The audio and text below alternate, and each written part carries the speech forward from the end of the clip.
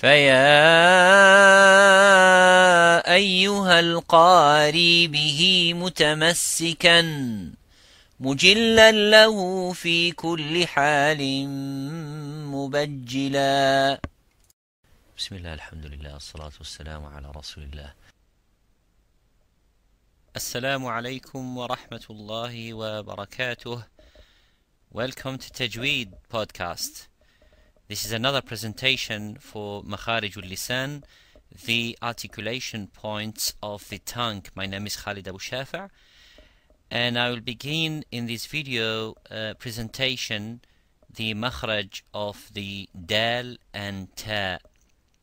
The articulation of the letter Dal and the letter Ta, they mainly come from the same Makhraj, which is using the tip of the tongue. And as we can see here in this slide, that the tip of the tongue touches behind the incisors, the gums, and produces that sound. But there is a difference between the ta and the dal. Of course, when we pronounce the dal and the ta, as they come from the same makhraj, the difference is the quality, which is called the sifa or the sifat, the qualities that will differentiate and will make the ta different than dal.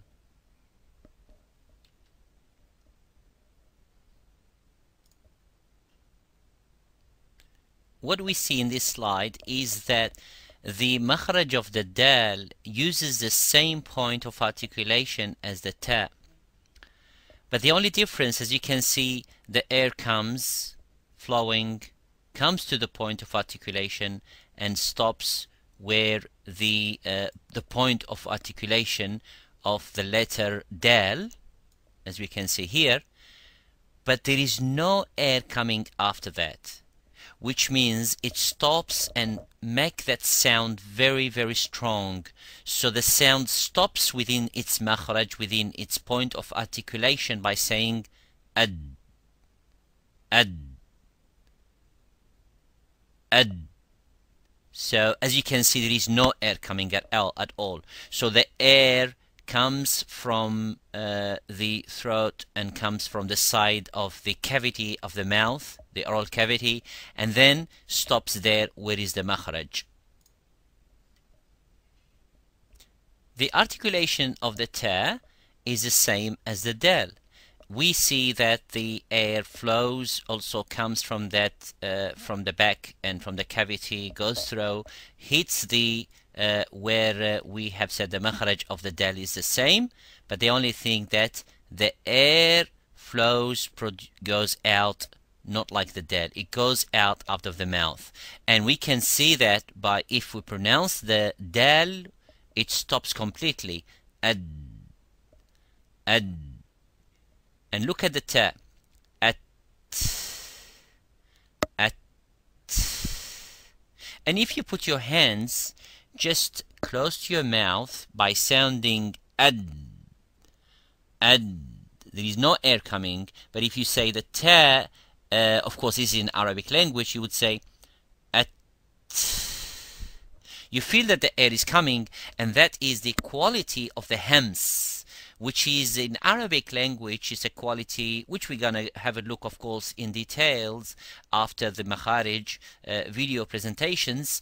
So it's called the quality of hams, which means in Arabic language linguistically means whispering, but it means this, the ta, the letter of the ta, is in the same way is strong, but needed more air, more flowing to be pronounced powerfully. So it's say at. So whatever the letters that require more strength and more air to come, such as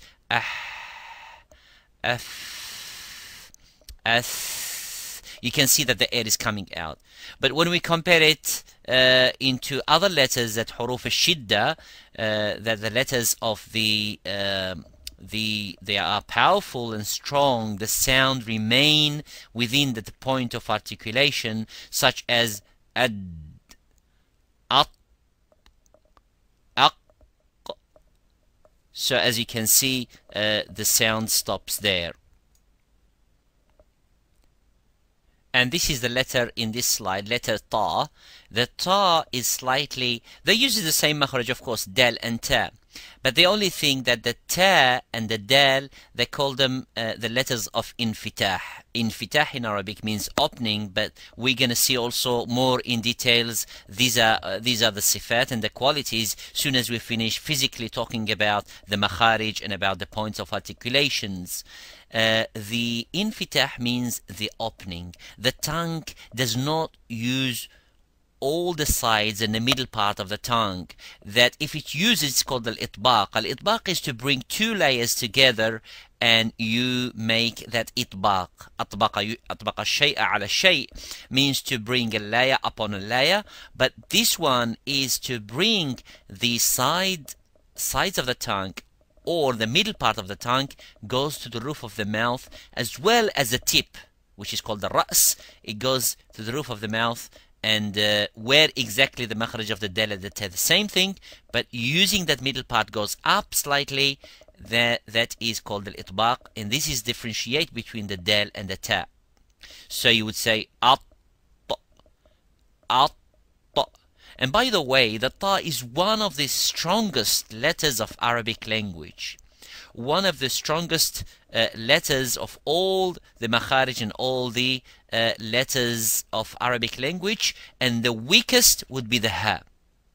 So the strongest is the ta in pronunciation because it has all the strength, the power, the way it sounds, the way it uses the tongue. So among the letters of itbaq, of course, there are sad and dha and dad in the same manner the ta, but the ta is the most powerful. It has qalqala, it has other qualities which we're going to see later on. So have a look, the use of the tip as well as the middle part goes to the roof of the mouth, and say at, at. The sound stops there, but there is no air coming out. But the difference between the ta is the tip of the tongue. It doesn't use all the sides of the tongue or the middle part of the tongue, but it goes with the ta, the flowing of the air. But the dal, it doesn't use as well, but there's no air. So ad, at, at. And by the way, the ta does not use at all the part which is the lips. So lips are really not for use of the letter ta. Okay, so ta, it's not, you don't have to move your lips. Some may sound by saying twa, and it becomes like wow. So by using your lips to pronounce the ta, you damaging the makhraj of that, the sounding of that makhraj of the ta. The ta uses the tongue. So most of the Arabic language letters and the makharij and articulation use the inside the mouth rather than to be outside the mouth.